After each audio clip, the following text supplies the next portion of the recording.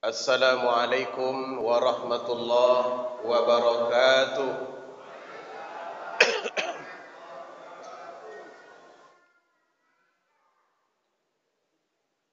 Alhamdulillahilladzi ja'alana minal muslimin wa razaqana minat thayyibat. Ashhadu an la ilaha illallah wa ashhadu anna sayyidana wa nabiyyana Muhammadar Rasulullah. Allahumma salli ala sayyidina Muhammad wa ala alihi wa sahbihi ajma'in.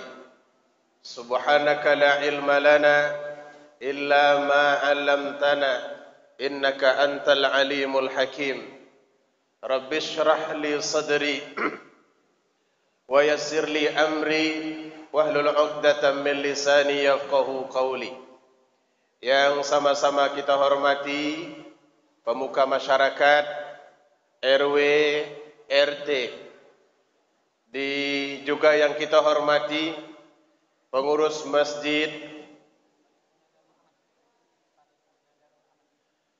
Paripurna Darul Aman. Dar itu artinya kampung, aman itu ya pasti aman. Mudah-mudahan orang yang di dalam ini diberikan keamanan oleh Allah dunia dan akhirat. Kemudian yang kita hormati seluruh jemaah yang hadir pada malam ini, Bapak Ibu, anak-anak yang kami sayangi. Pertama bersyukur kita kepada Allah Ta'ala. Alhamdulillah malam ini Allah perkenankan kita hadir untuk memperingati satu peristiwa bersejarah sekaligus menjadi momen datangnya tahun baru, yaitu peristiwa hijrah. Mudah-mudahan dengan senantiasa mengingat peristiwa ini akan menambah semangat dan keislaman kita hingga Islam ini betul-betul menjadi agama yang terbaik yang pernah Allah turunkan ke muka bumi ini. Amin ya rabbal alamin. Salawat serta salam kepada Nabi Muhammad sallallahu alaihi wasallam. Allahumma salli ala sayyidina Muhammad wa ala alihi wa sahbihi ajma'in. Hadirin sekalian yang dimuliakan Allah Subhanahu wa taala. Peristiwa hijrah merupakan peristiwa bersejarah yang tidak mungkin kita hilangkan dari catatan sejarah agama. Karena ia merupakan bahagian terpenting. Hebatnya agama Islam ini sekarang tidak terlepas dari peristiwa hijrah yang terjadi. Karena itu, boleh kita katakan bahwa agama ini menjadi hebat seperti sekarang ini bukan diraih dengan doa, tidak hanya diraih dengan harapan, tapi diraih penuh dengan perjuangan. Orang-orang pendahulu kita berkorban harta, berkorban nyawa, bersimbah darah. Tak ada satupun yang lebih mereka cintai ketika mereka dihadapkan dengan dakwah Islam, kecuali keinginan menjadikan Islam ini agama terhebat. Itu yang menjadi impian mereka. Maka 10 tahun Nabi sallallahu alaihi wasallam berdakwah di kota Mekah, berbagai ancaman itu sudah dirasakan. Mulai dari intimidasi sampai kepada penganiayaan dan pembunuhan. Bilal bin Rabah kita dengar beliau disiksa hanya karena beliau menjadi orang Islam. Padahal tidak ada apa-apanya dan tak mengganggu tugasnya sebagai seorang pelayan. Tapi ketika berbeda agama, orang melihat perbedaan agama ini sebagai sebuah ancaman besar. Maka Bilal pun akhirnya dianiaya. Diletakkan batu di atas dadanya, dibaringkan di atas pasir yang panas. Kalau panas di tempat kita ibu bapak, itu paling kuat, paling tinggi, 34 derajat Celcius. Tapi kalau di Saudi bisa mencapai 48. Dan ada kemarin sampai 60. 60 itu kalau diletakkan telur itu masak.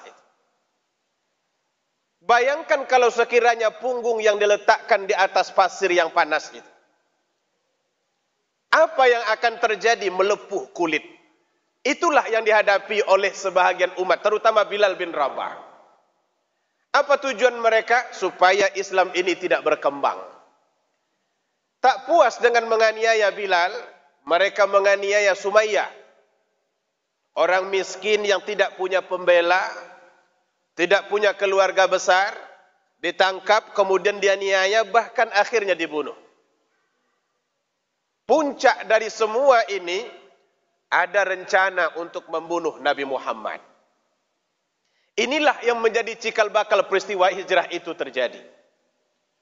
Jadi setelah umat Islam merasa tak lagi damai di kota Mekah, penganiayaan semakin menjadi-jadi, akhirnya satu demi satu keluarga bergerak senyap-senyap menuju kota Madinah. Hari ini 10 keluarga pindah, besoknya lagi 20 keluarga pindah. Orang musyrikin Mekah merasa khawatir, kalau sekiranya umat Islam yang pindah ke Madinah itu nanti menyusun kekuatan, maka mereka bisa kembali ke Mekah. Akhirnya disitulah mereka harus bermusyawarah, mencari ide bagaimana supaya perpindahan ini tidak berlangsung lama dan akhirnya Islam mati. Kuncinya cuma satu, bunuh orang yang membawanya. Maka mereka pun bermusyawarah. Akhirnya musyawarah itu dibocorkan oleh Allah Ta'ala. Yastakhfuna minan nas. Mereka mencoba bermusyawarah dengan berselindung dari pandangan manusia. Wala yastakhfuna minallah. Tapi mereka tidak akan bisa bersembunyi dari Allah. Akhirnya Allah sampaikan kepada Nabi bahwa ada rencana pembunuhan malam nanti.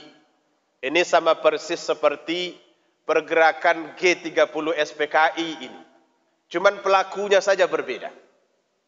Targetnya hampir-hampir modelnya sama. Karena itu kata Jibril kepada Nabi, pindahlah engkau ke Madinah. Mendapat perintah itu, akhirnya Nabi menyusun rencana. Datang beliau kepada Abu Bakar. Dibisikkannya bahwa Allah sudah mengizinkan kita pindah ke kota Madinah. Siapa yang bisa menemani? Diatur rencana sedemikian rupa. Ada orang yang menunjukkan jalan. Ada orang yang menyuplai makanan.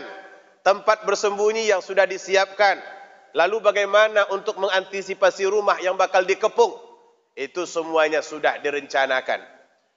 Kalau sudah Allah yang memberitahu dan mengizinkan, pasti Allah menjamin keselamatan. Ini prinsip keimanan ini ibu bapak. Kalau Allah sudah mengizinkan, pasti Allah akan menjamin keselamatan. Nabi diizinkan. Allah jamin keselamatannya. Maka ketika rumah beliau dikepung oleh orang-orang bersenjata, jumlahnya banyak. Nabi menunggu waktu keluar itu di waktu-waktu mengantuk lebih berat di pertengahan malam. Dari maghrib itu sudah dipersiapkan. Tapi kata Jibril, jangan keluar sekarang. Keluar nanti di bahagian penghujung malam. Bagaimana Allah menolong Nabi Muhammad? Diberikan Allah kepada orang-orang yang mengepung rumah beliau rasa ngantuk yang teramat sangat. Akibatnya yang pegang senjata jatuh senjatanya. Yang tadinya berdiri nggak mampu lagi berdiri. Masing-masing duduk. Yang masih berdiri melihat kawannya duduk. Wah, daripada aku berdiri, yang lain pada duduk semua. Bagus aku duduk juga. Akhirnya mereka tertidur semuanya. Dari situlah Nabi keluar dari rumah dengan selamat. Dan dalam catatan sejarah, beliau taburkan pasir di atas kepala orang yang tidur ini biar tidurnya nyenyak. Maka nanti kalau tertidur, tengok pasir di atas kepala. Ada apa tidak? Kalau ada berarti ada yang keluar. Ditaburkan pasir. Dan kononnya ada bacaan yang dibaca ketika itu. Seperti dalam surah Yasin. Apa katanya? وَجَعَلْنَا مِنْ بَيْنِ أَيْدِهِمْ. Ini sering dibaca ini. صَدًّا وَمِنْ خَلْفِهِمْ صَدًّا فَأَغْشَيْنَاهُمْ فَهُمْ لَا يُبْصِرُونَ. Sering baca Bapak Ibu? Sering. Apa artinya itu? Kami jadikan di depan mereka dinding. Di belakang mereka dinding. hingga mereka tidak dapat melihat. Kalau tafsirannya, ini sebetulnya perginya ke hari kiamat. Tapi ada yang mengatakan bahwa ayat ini itu sama untuk mengomentari peristiwa hijrah yang sedang terjadi. Kami jadikan di depan mereka dinding, di belakang mereka dinding, hingga mereka tak dapat melihat. Akhirnya Nabi keluar dengan selamat. Karena Allah menolong. Tapi ini ayat tidak bisa dipakai untuk sesuatu yang tidak patut. Karena dirasa itu memberikan perlindungan, kita pakai untuk yang tak patut, itu tidak bisa. 3 hari 3 malam suami enggak pulang. Lalu mau masuk rumah supaya jangan kelihatan lewat dari pintu depan, pakai ayat tadi. Waja'alna min baini aidihim, itu enggak mau. Atau ketika ada nanti razia polisi di depan, kita enggak bawa helm, takut ditilang. Lalu baca ayat itu. Ayo kita baca ayat ini. Kata Ustaz, ini akan menyebabkan orang tak dapat melihat kita. Jadi harapannya begitu nanti ayat dibaca, polisi tidak melihat kita lewat. Wa ja'alna min baini aydihim sadda wa min khalfihim sadda fa aghshaynahum fahum la yubsirun. Begitu lewat, liprit pun berbunyi. Ini kenapa enggak bisa mempan? Ya karena bukan untuk itu tujuannya. Tapi kadang-kadang ada juga mempannya Bapak Ibu. Satu masa saya berceramah di Rumbai. Lalu saya melewati jalan Riau. Ternyata di depan hotel apa namanya ini? Ada lebih kemari Hotel Mutiara itu ada razia di situ. Yang jelas SIM saya mati. Kemudian KTP cuman yang ada. Begitu sudah berjalan, nampak polisi di depan, istri di sebelah. Saya bilang dengan beliau, ini kayaknya kita kena nanti ini. Kata istri saya, baca saja surah Yasin. Akhirnya kita baca, wa ja'alna min baini aydihim sadda wa min khalfihim sadda fa awshaynahum fahum la yubsirun. Ini yang bacanya ustaz lagi di Bapak. Dibantu istri pula bacanya, berdua bacanya. Begitu sampai dekat razia ini, berlengkinglah liprit polisi, prit ke tepi. Dalam hati kok enggak mempan ya? Padahal ini sudah dibaca dengan serius. Udah pakai tajwid lagi. Buka kaca Pak, buka kaca. Untung saya pakai ini dan pakai songkok putih. Polisinya nengok-nengok dan minta mohon maaf mengganggu perjalanan. Ya bahasa standarnya kan begitu. Mana SIM? Saya lambat-lambat mengeluarkan SIM karena SIM saya mati. Akhirnya saya kasihkan ke beliau KTP. Beliau terima pula KTP itu. Ditengoknya, Mas Riyadi, Ustadz ya. Kalau sudah begitu pertanyaan polisi saat razia, itu belenggu pertama lepas. Tinggal menjelaskan iya atau tidak. Saya jawab, iya. Ditengoknya, Ustadz Mas Riyadi, belenggu kedua. Iya. Pernah Ustadz berceramah di masjid kami. Belenggu ketiga, sudah mulai dipertanyakan. Saya tanya, di mana masjid Bapak? Ar-Rahim. Langsung saya angguk, iya. Padahal nggak tahu Ar-Rahim itu Ar-Rahim yang mana. Yang penting ngangguk saja dulu. Baru kemudian dipikirkan, Ar-Rahim mana Pak? Disebutnya Ar-Rahim Marpoyan Gading, Gading Marpoyan. Berputarlah pemikiran di mana Gading Marpoyan. Oh, baru teringat itu dekat Arhanud. Saya bilang lama saya di situ dulu. Saya ini jemaah Ustadz, dalam hati bebaslah kita ini. Nggak mungkin polisi jamaah menilang ustadznya. Tapi kalau ada polisi di dalam nanti, tolong jangan dijadikan ini sebagai alasan untuk membuktikan bahwa ucapan saya ini tidak benar. Ditilang juga nanti akhirnya. Akhirnya dilepaskannya. Oke lah Ustadz, selamat jalan. Dalam hati baru balik lagi. Oh mempan juga ternyata ayat tadi itu. Cuman prosesnya berbeda. Nabi SAW diperintahkan oleh Allah untuk hijrah. Artinya Allah yang akan menjaganya. Tapi peristiwa itu penuh dengan kisah yang heroik. Ada orang hamil yang mendaki bukit, usia kehamilan 8 bulan mengantar makanan 3 hari berturut-turut. Ada pula orang yang siap untuk ditikam mati. Ada pula orang yang senantiasa bergerak siang dan malam untuk menyuplai makanan dan menghapus jejak. Jadi makanya peristiwa itu dijadikan oleh Umar bin Khattab sebagai awal dari munculnya tahun di dalam Islam. Karena ini adalah boleh dikatakan sebagai awal munculnya Islam itu sebagai sebuah negara, sebuah agama yang sangat besar, dimulai dari peristiwa hijrah. Maka oleh karena itu ibu bapak, perjuangan yang diberikan oleh para pendahulu kita ini yang mesti kita selalu ingat. Tentu kita tak mungkin duduk dengan tenang, nggak bisa kita berpakaian dengan rapi, seperti apa yang kita pakai hari ini, kalau tidak kena perjuangan dan pengorbanan orang-orang yang sudah dahulu. Kita ini kan dulu suka pakai kemban.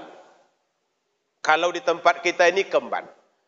Saya masih melihat kalau mandi itu di tempat umum kemban. Ya begitulah, saya susah menjelaskannya. Pokoknya kemban lah. Kemudian pakai pakaian itu sederhana dan bahkan tidak menutup aurat. Ibu-ibu biasanya pakai celana pendek, nanti rambut dikepang di depan, dan kemudian itulah yang dimain-mainkan. Duduk di atas sepeda di belakang, jumpa simpang 3 pohon bambu. Nah, itu lagu lama itu. Begitulah gaya umat Islam ini dulu. Lalu kemudian agama itu datang kepada kita sekarang, ditutup Allah aurat kita. Diarahkan Allah kehidupan kita. Dibiarkannya kita duduk di dalam masjid yang megah ini. Apa yang kurang ini semuanya sudah lengkap. Begitu hebatnya, tidak terlepas dari perjuangan orang-orang dahulu. Karena itu, mengingat peristiwa hijrah ini akan membangkitkan kembali semangat untuk berislam. Bagaimana Islam itu bisa menjadi hebat kembali. Hadirin yang dimuliakan Allah Subhanahu wa taala, maka ketika ada rencana penetapan tahun baru hijrah di masa Umar bin Khattab, mereka bermusyawarah, apa patokan tahun Islam ini yang akan kita jadikan? Ada yang menyebut kelahiran Nabi sajalah. Yang lain tidak setuju. Karena kalau kelahiran Nabi dibuat, berarti nanti sama dengan kelahiran Nabi Isa. Ada yang mengatakan ketika Nabi diangkat menjadi Rasul, juga tidak disetujui.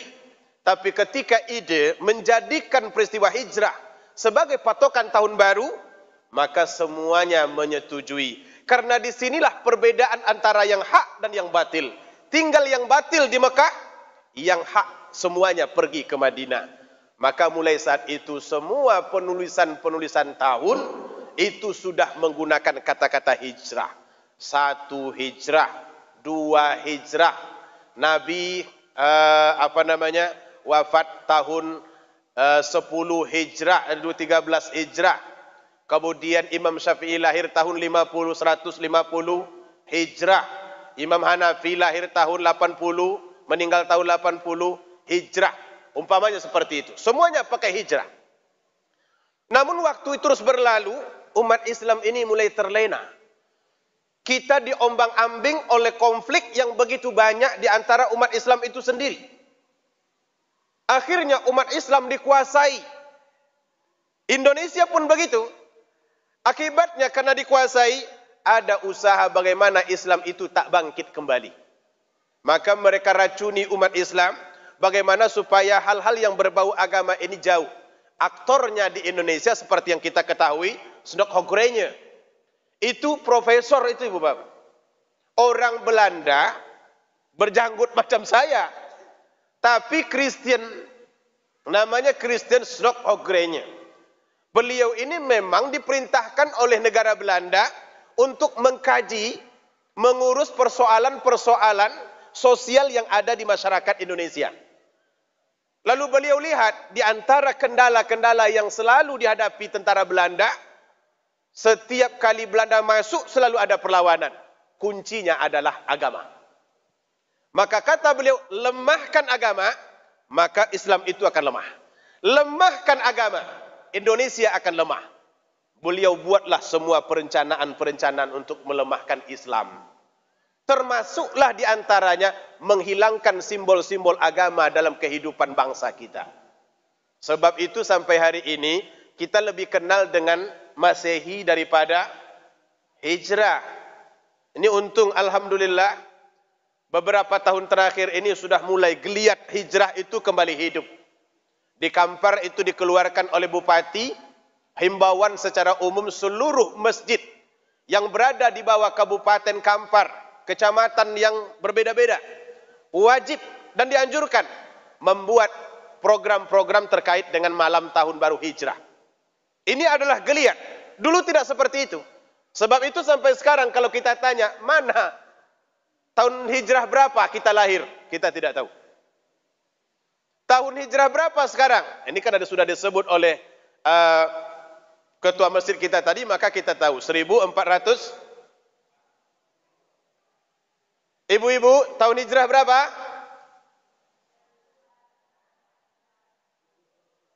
Kan ragu menjawabnya. Tahun berapa Masehi sekarang? 2022. Masehi tahun 2022. Tahun hijrah? Diberi berpikir dulu baru tahun. Berapa tadi yang disebut ya? Artinya kebutuhan kita untuk menyebut begitu lama, tanda bahwa belum menyatu benar hal-hal yang berkaitan dengan Islam ini dengan kita. Hadirin yang dirahmati, ada kalanya kita perlu selalu mengapi-apikan agar kita bisa berbangga dengan agama kita ini. Agar kita bisa berbangga dengan Islam yang kita miliki. Karena agama ini tidak diturunkan oleh Allah hanya sekadar menjadi ritualitas. Ini agama terbukti membawa kebaikan kepada umat. Dulu sebelum Islam datang, masyarakat jahiliyah itu disebut dengan jahiliyah. Apa artinya tuh? Bodoh. Kita kalau disebut orang jahil, marah kita kan? Karena jahil itu artinya bodoh. Tidak ada masyarakat yang disebut dengan jahiliyah kecuali masyarakat Arab. Kita juga hidup di zaman itu, tapi kita tidak sebut jahiliyah. Ada bangsa di Eropa, enggak disebut jahiliyah. Bangsa Arab disebut jahiliyah karena kebodohannya.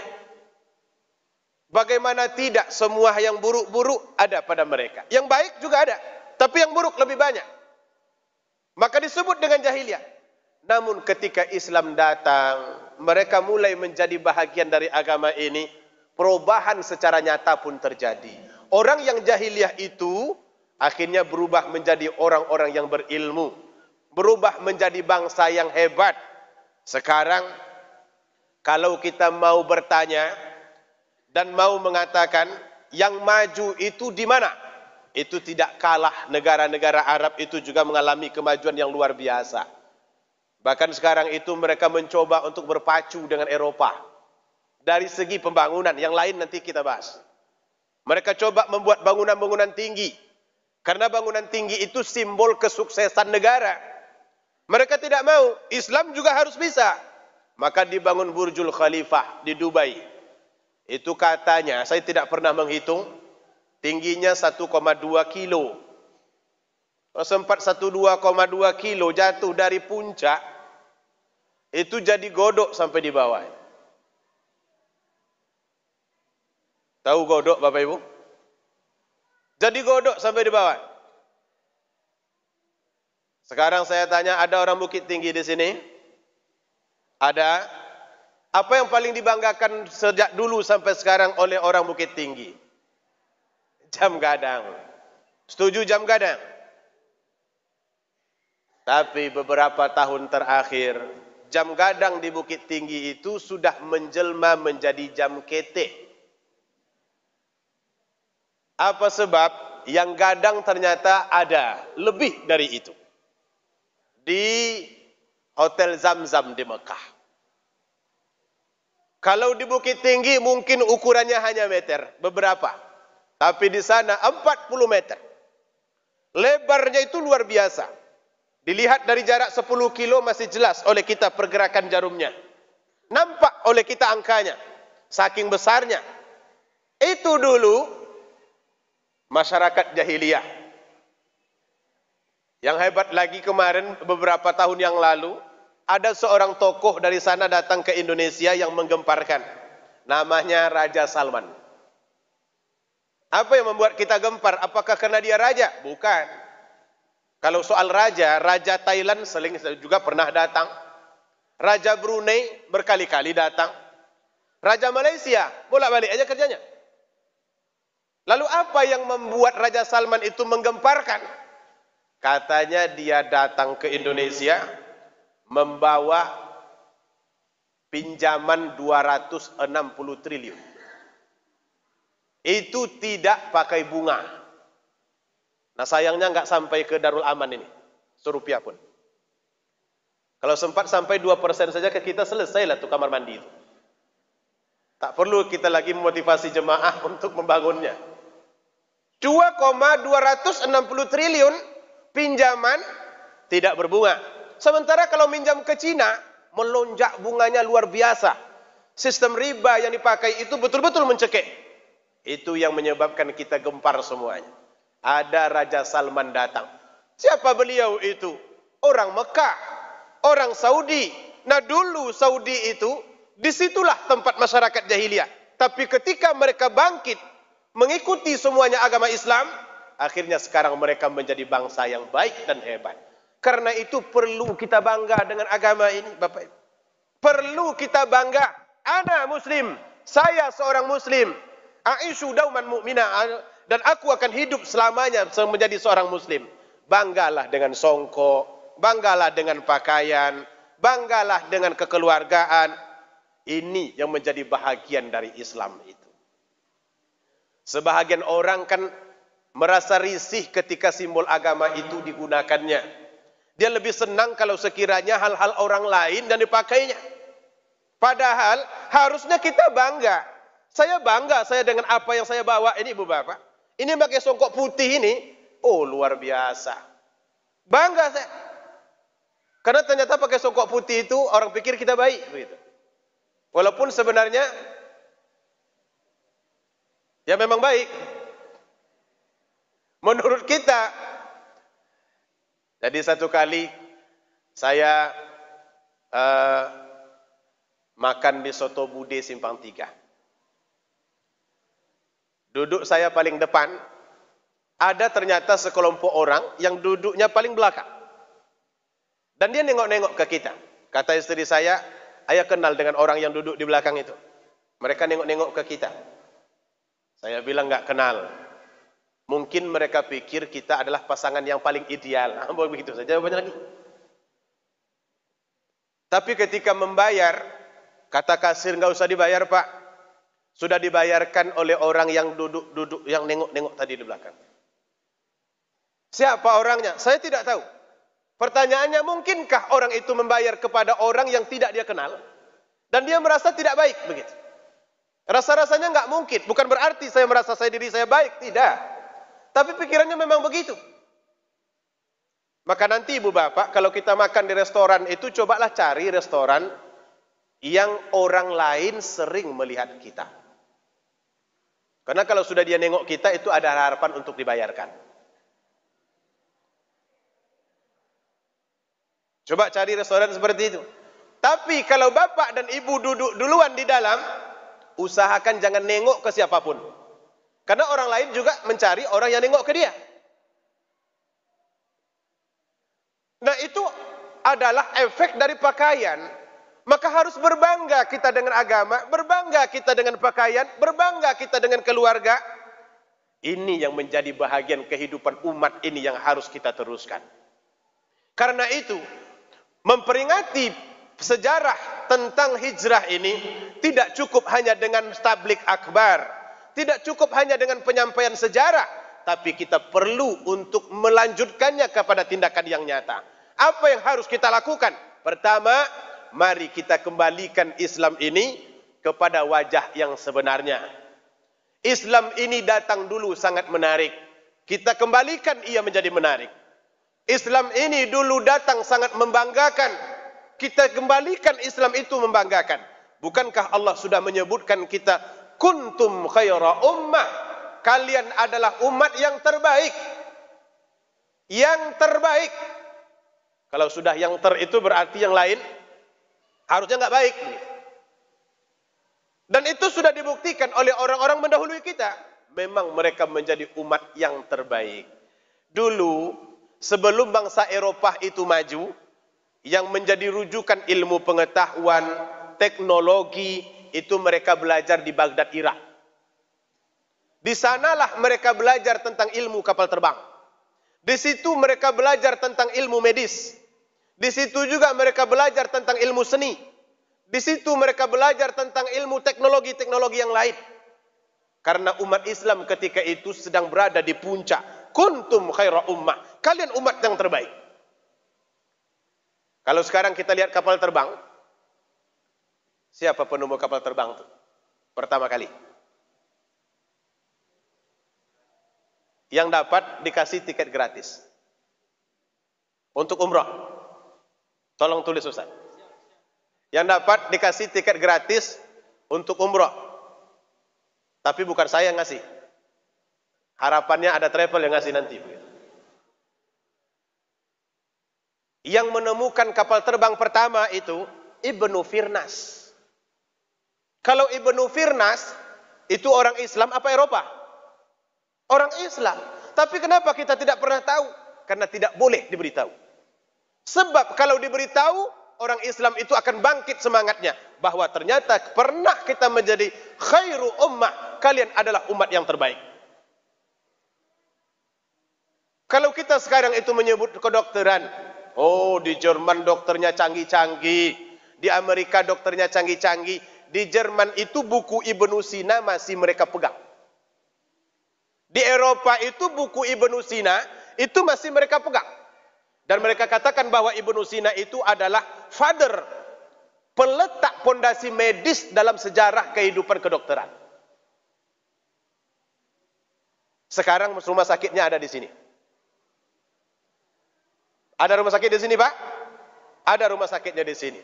Tapi malah orang Islam suka pula ke Santa Maria. Apa yang terjadi? Itu adalah peletak pondasi pertama medis. Maka ketika kita bisa membuktikan bahwa ini adalah umat Islam yang terbaik, sekarang tugas kita di abad ini, bagaimana mengembalikan Islam itu ke wajahnya yang sesuai. Tampillah seperti orang yang maju.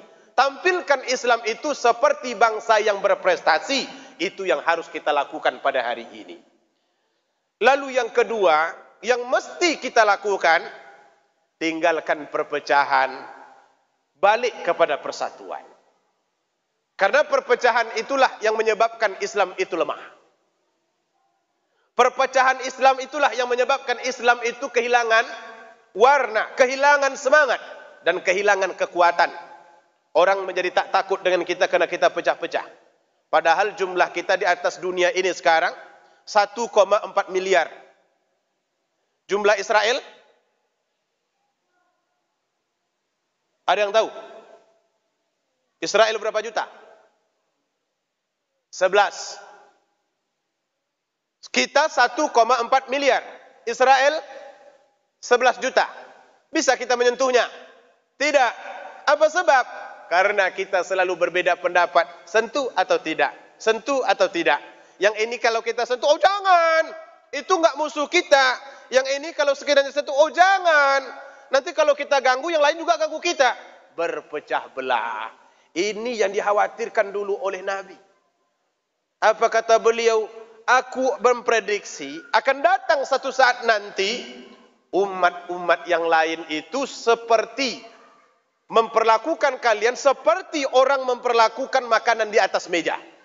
Ini ditarik, yang di situ mau ngambil, yang di sini juga mau ngambil, ini juga mau. Waktu itu sahabat bertanya, "Fabiqillatina yauma idzin?" Apakah karena kami sedikit waktu itu ya Rasulullah? Dijawab Nabi, "Bal antum katsir." Tidak, kata Nabi, sebaliknya kalian cukup banyak. Tapi banyak kalian itu seperti buih di lautan. Walaupun onggokannya tinggi, gunung bulatan-bulatannya banyak, namun begitu ditepa ombak, pecah. Begitulah umat Islam itu. Kalian banyak, tapi mudah dipecah-pecah. Apa yang membuat umat Islam itu pecah? Pertama, cara pandang yang berbeda, yang dianggap perbedaan agama. Sekarang nggak boleh sedikit berbeda gaya, seolah-olah berbeda agama. Satu berjanggut, yang satu tak berjanggut. Berbeda surganya. Satu surga VIP, yang satu lagi surga ekonomis. Satu celananya panjang, yang satu celananya pendek, berbeda juga masuk surganya. Bagaimana umat Islam ini akan menjadi hebat kalau persoalan surga saja sudah kita bagi-bagi dari dunia ini sekarang? Si fulan masuk surga, ini tidak masuk surga. Bahkan ibu bapak, saya ini dipandang dengan cara dua sikap oleh sebagian orang yang berada di sekitar kita. Ditengoknya wajah saya, dia senyum. Tapi kalau ditengoknya baju saya, dia kerut. Masam mukanya. Karena ditengoknya wajah, ini kawan kita ini, berjanggui. Tapi ditengoknya nanti pakaian, oh terlalu panjang. Akhirnya enggak jadi berteman. Maka pernah saya tinggal di sekitar Jalan Taskurun. Di situ ada sebuah masjid namanya Istiqamah.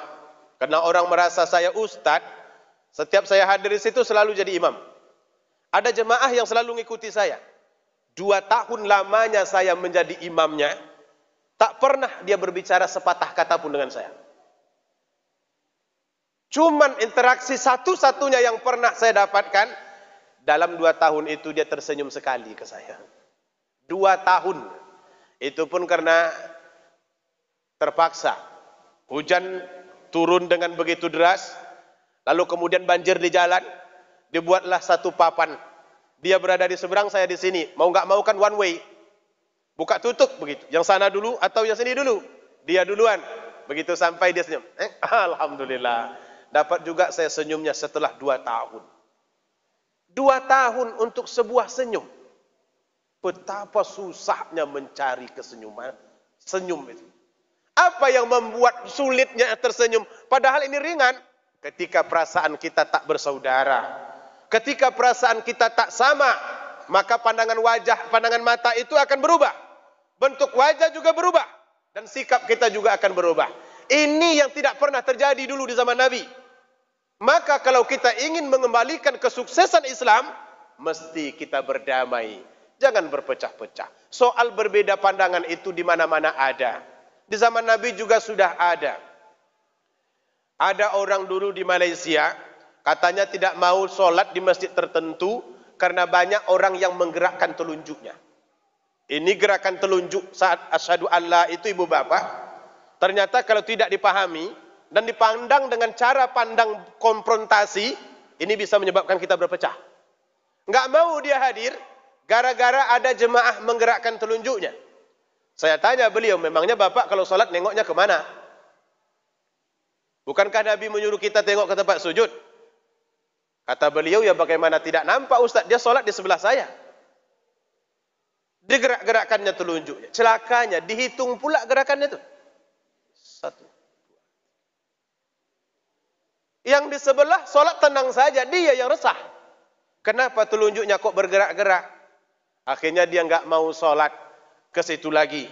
Padahal itu kan persoalan perbedaan pandangan. Pada dasarnya nggak bawa telunjuk pun sholat itu kayaknya sah-sah saja. Betul Bapak Ibu? Nggak ada jawaban. Betul tidak ini? Kalau ada orang sholat nggak bawa telunjuk, kira-kira sah sholatnya? Ada di dalam syarat rukun sah sholat bahwa harus sholat pakai telunjuk. Ada? Kalau ada orang pamannya dipotongnya telunjuknya, kemudian dia datang kemari sholat isya. Begitu asyhadu an la ilaha illallah, nggak diangkatnya telunjuknya karena udah nggak ada. Sah sholatnya? Lah, kan sah. Lalu apa yang menjadi masalah sebenarnya? Penempatan pandangan di dalam hati yang berbeda, itu yang menyebabkan kita kadang-kadang terlalu kaku dalam menyikapinya. Padahal dibawa sholat sah, digerakkan sah, diturunkan sah, digerakkan berkali-kali sah. Semuanya sah. Asal yang digerakkan itu telunjuk dia sendiri. Tapi kalau telunjuk kita yang digerakkannya baru tidak sah. Umpamanya dia sholat di tepi, kita sholat di tengah. Waktu tahiyat, berdiri dia dari tepi itu untuk menggerak-gerakkan telunjuk kita. Itu memang tidak sah itu. Tapi kalau masih telunjuknya yang digerakkan, biarkan saja. Ini persoalan perbedaan pandangan. Begitu juga panjang kaki celana. Muslim, Muslim. Pendek kaki celananya. Islam, Islam. Yang panjang kaki celananya masuk surga, insya Allah. Yang pendek kaki celananya masuk surga, insya Allah. Yang tidak bercelana, baru masuk neraka. Orientasi itu perlu kita luruskan. Jadi jangan hanya membahas persoalan yang terlalu sepele. Lalu kemudian kita memerangkap umat ini di dalam perpecahan yang sulit untuk didamaikan. Insya Allah, kalau dia pendek kaki celananya, dia ikut sunnah. Mudah-mudahan masuk surga cepat. Yang panjang kaki celananya, juga ikut sunnah. Mudah-mudahan masuk surga cepat. Sunnahnya di mana Ustaz? Menutup aurat minimal. Kan batasnya itu sudah disebutkan Nabi, dan faktornya juga sudah disebutkan Nabi. Hanya soal perbedaan cara menerjemahkan saja. Nah inilah yang harus kita selesaikan hari ini. Berdamailah, dan kemudian jangan menjadikan perbedaan itu sebagai sebab-sebab perpecahan. Umat Islam ini kalau sudah dibawa ke sana, pecahnya mudah sekali. Apalagi sekarang persoalan politik. Ini sebentar lagi kita masuk tahun-tahun politik. Ini boleh kita katakan, disinilah nanti ujian, mana yang betul-betul merasa muslim, mana yang politik lebih dahulu baginya daripada keislaman. Ini yang akan menjadi ujian kita. Karena kita akan dipecah-pecah dan kecil-kecil. Akhirnya nanti, ada yang bisa berdamai, ada juga yang tidak. Dan semua itu bukan menguntungkan kepada agama ini, justru akan merugikan Islam.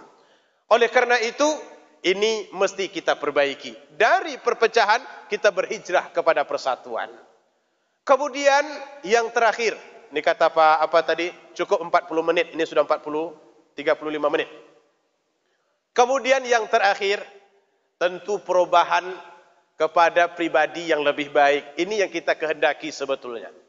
Karena Nabi SAW setelah hijrah itu terjadi, beliau menyebutkan la hijrah ba'dal fathi. Setelah peristiwa penguasaan kota Mekah, hijrah takkan ada lagi. Tapi hijrah itu kata Rasulullah, orang yang meninggalkan maksiat, lalu dia kembali kepada kebaikan. Orang yang meninggalkan rasa malas, lalu kembali kepada rajin. Orang yang meninggalkan lalai, lalu dia berubah menjadi orang disiplin. Orang yang meninggalkan pelit, lalu berubah menjadi dermawan. Orang yang meninggalkan rumah, lalu dia selalu sholat untuk melaksanakan ibadah terbaik. Itulah yang disebut dengan muhajir, orang yang berhijrah sesungguhnya. Kalau berhijrah tempat, insya Allah tak lagi. Kita sudah mayoritas. Negeri ini sudah damai dengan agama ini. Tapi yang menjadi tugas kita sekarang, bagaimana menghijrahkan pribadi dari kondisi yang lebih kepada kondisi yang lebih baik. Kalau biasanya tak senyum, tersenyumlah. Coba kita lihat. Ini mencari orang tersenyum di jam-jam 9:30 ini agak susah ini. Karena sudah mengantuk. Apalagi sudah didorong pula dengan apa tadi itu? Dengan goreng pisang terlebih dahulu. Dan bakwan. Kita ini penyakitnya sama semua Bapak Ibu. Kalau tegang urat perut, itu biasanya kendor urat mata. Tapi kalau kendor urat perut, bahaya juga, hilang ketenangan. Nah inilah yang mesti kita lakukan. Bagaimana membawa agama itu kepada kehidupan seharian kita. Menjadikan kita orang-orang yang lebih baik daripada waktu-waktu sebelumnya. Ini masjid alhamdulillah megah. Tentu megahnya masjid kata petugas masjid tadi, kata ketua masjid, hendaklah kita iringi dengan megahnya jemaah. Tapi saya tahu ukuran jemaah di masjid ini. Dari mana Ustaz tahu? Dari jumlah karpetnya. 1 sab, 2 sab, 3 sab, 4 sab. Berarti laki-lakinya di sholat subuh 8 sab. Betul Pak. Lebihnya sedikit, kurangnya banyak, begitu. Ini kan 8 sab ini. Karena biasanya kalau cuma 2 karpetnya, berarti itu cuma 1 sab. Karpet yang terakhir itu biasanya terisi setengah. Dan yang setengah itu untuk orang yang datang kadang-kadang. Yang konsisten itu yang ada di nomor 1. Kalau di sini tidak, kan semuanya penuh. 1, 2, 3, 4, 5, 6, 7, 8. Berarti 8 sab jemaah solat subuh di Masjid Nurul Darul Aman. Setuju, Pak? Tidak, maksud setuju ini apa nih? Apakah memang demikian? Insya Allah. Setelah hijrah ini, itu yang mesti diwujudkan. Jadi bukan hanya sekedar bersemangat untuk mengadakan pembicaraan, tablik akbar, mendengar ceramah. Buktinya perubahan itu di mana terletaknya. Ini yang mesti kita lakukan dalam memperingati tahun baru hijrah. Kenapa kita mesti merubah? Yang namanya waktu itu tidak dapat kita hentikan. Digunakan atau tidak, berubah kita atau tidak, yang namanya waktu tetap bergerak. Dan dia tidak akan pernah bergerak ke arah belakang. Pasti bergerak menuju depan. Semakin kita ke depan, semakin diantarkannya kita kepada usia tua. Kalau usia sudah tua, kondisi akan melemah. Mata mulai tak jelas, telinga sudah mulai agak peka, tulang punggung yang kemarin lurus sekarang bongkok, jalan kemarin gagah sekarang membuka sedikit. Dalam bahasa kerennya melepai. Apa bahasa apa ini? Saya tak tahu bahasa Indonesianya apa ini. Ini akan terjadi pada diri kita seiring dengan pertambahannya waktu. Maka sebetulnya bagi orang-orang yang menyadari pertambahan waktu itu bukanlah berarti sebetul nikmat secara total. Tapi pertambahan waktu itu sekaligus ujian. Apakah waktu yang Allah berikan itu membawa manfaat kepada kita atau justru membawa kerugian? Karena banyak orang-orang yang diberi waktu namun tidak melakukan apa-apa. Sedikit sekali. Makanya Allah sebut wal asri innal insan lafi khusri illal ladzina amanu wa amilus solihat wa tawassaw bil haqq tawassaw bis sabri. Demi waktu banyak sekali orang yang rugi kecuali orang yang menggunakan waktunya dengan baik. Allah berikan kita kesempatan untuk melalui bulan tahun 1443 Hijrah. Ini sudah selesai. Besok itu masuk tahun baru. Mudah-mudahan tahun depan Allah masih panjangkan usia kita. Tahun ke depannya lagi Allah masih panjangkan usia kita. Tapi setiap tahun diberikan, itu artinya ujian bagi kita. Apakah kita menjadi orang lebih baik atau justru menjadi orang-orang yang rugi? Kenyataannya tidak semua manusia ini menyadari itu. Ada orang semakin tua semakin berubah. Semakin taat, semakin banyak baca Al-Qur'annya, semakin banyak sedekahnya, semakin tertata rapi kata-katanya, semakin bisa mengendalikan dirinya. Tapi ada juga sebahagian semakin tua semakin menjadi-jadi. Inilah yang disebut dengan tua-tua keladi. Makin tua makin menjadi. Seperti apa kira-kira? Bagaimana membentukkan?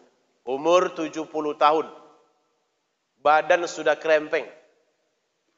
Pakai celana jin dan celana kaos dan baju kaos. Di sini gambarnya kelinci. Di bawah tertulis Playboy. Pakai topi pet. Di sini ada rantai. Tak tahu rantai apa tuh? Rantai apa?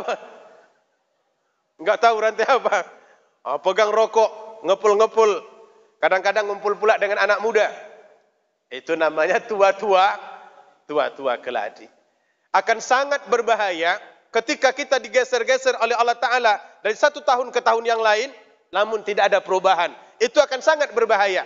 Karena ibu bapak, Nabi pernah berdiri, diambilnya sepotong kayu, lalu dibuatnya garis. Seret. Sahabat bertanya, garis apa itu ya Rasulullah? Ini garis kehidupan. Kita mulai dari situ dan akan berakhir di sini. Sekarang kata Nabi, ada di antara kita yang sudah sini. Ada yang sudah berada di sini. dan ada yang sudah hampir sekali di penghujung. Problemnya adalah kita tidak tahu ujungnya di mana. Karena ternyata mati itu datang tidak pernah memberi aba-aba. Likulli ummatin ajal, fa idza jaa ajaluhum la yastakhiruna sa'ah wa la yastaqdimun. Untuk setiap orang itu ada masanya. Bila masanya sudah habis, maka mati pasti datang. Tak dapat dimundurkan sesaat, juga tidak dapat dimajukan walaupun sesaat. Maka kita dengar ada orang mati dalam solat. Allahu Akbar. Begitu sujud, orang bangkit, dia masih sujud. Orang sujud, dia sujud juga. Orang sudah salam, dia masih sujud. Orang pikir ini orang lama benar solatnya ini. Ternyata inna lillah wa inna ilaihi raji'un. Ada orang mati ketika baca Al-Quran. Ada orang mati sedang goes. Tahu goes? Naik sepeda. Ada orang mati ketika berolahraga. Padahal menurut kita olahraga itu sehat. Jadi ada seorang jemaah di masjid dekat Taskurun itu juga. Apa kata pengurus masjidnya waktu saya datang ke sana mengisi kajian? Ingat tidak Ustadz dengan bapak yang selalu duduk dekat tiang? Saya tanya, enggak ingat. Memangnya kenapa? Bapak yang selalu duduk dekat tiang itu sudah meninggal Ustadz. Kapan meninggalnya? Kemarin. Penyebabnya? Dia enggak sakit. Dia setelah main badminton itu sesak nafas dan kemudian dibawa ke tepi. Di perjalanan menuju rumah sakit, innalillahi wa inna ilaihi raji'un. Cuman yang enggak enaknya disebutnya tiang. Jadi seolah-olah orang duduk dekat tiang itu lebih cepat meninggalnya gitu.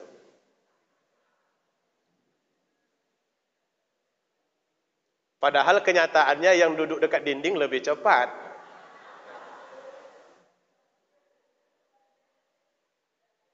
Apalagi dinding paling belakang. Ini kan problem persoalannya bukan di mana, ini tersandar. Mau di dinding, mau di tiang, mau tidak, mau yang berceramah, yang mendengar, apabila sudah datang masanya, la yastakhiruna sa'ah wa la yastaqdimun. Tak dapat dimundurkan sesaat, juga tidak dapat dimajukan walaupun sesaat. Oleh karena itu kita bersyukur kepada Allah Ta'ala. Allah masih berikan kita kesehatan di tahun 2000, di tahun 1443. Mudah-mudahan besok kita masih sehat.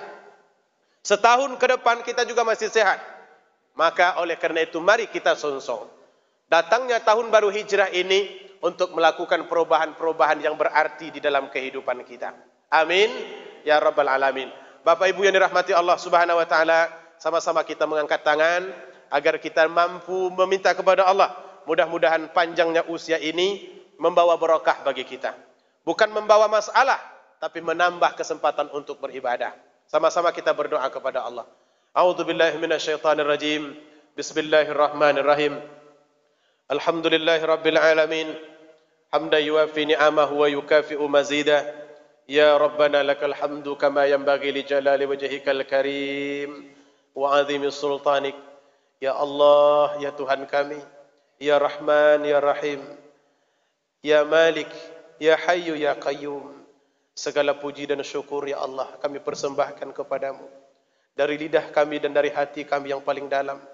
Atas semua nikmat yang telah Engkau berikan kepada kami. Engkau berikan kami badan yang sehat. Engkau panjangkan usia kami. Sehingga kami melewati tahun 1443 Hijrah. Dalam keadaan baik dan sehat. Dalam keadaan selamat. Dan sampaikanlah usia kami ya Allah ke dalam tahun 1444 Hijrah. Jadikan tahun ini pembawa berkah bagi kehidupan kami. Bimbinglah kami ya Allah untuk mengisinya dengan amal saleh agar nikmat yang Engkau berikan kepada kami ini menjadi nikmat yang barakah, menjadi nikmat yang membawa kebaikan kepada kami, menjadi nikmat yang akan membawa kami menjadi lebih dekat kepadamu ya Allah. Ya Allah, ya Tuhan kami adalah manusia biasa.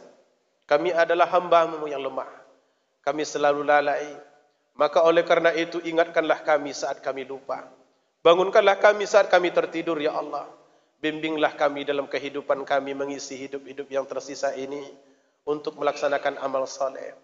Allahumma hdina ila siratikal mustaqim Allahumma hdina ila siratikal mustaqim. Tunjukkan kami ke jalan yang lurus, yaitu jalan orang-orang yang Engkau ridai, bukan jalan orang-orang yang Engkau murkai.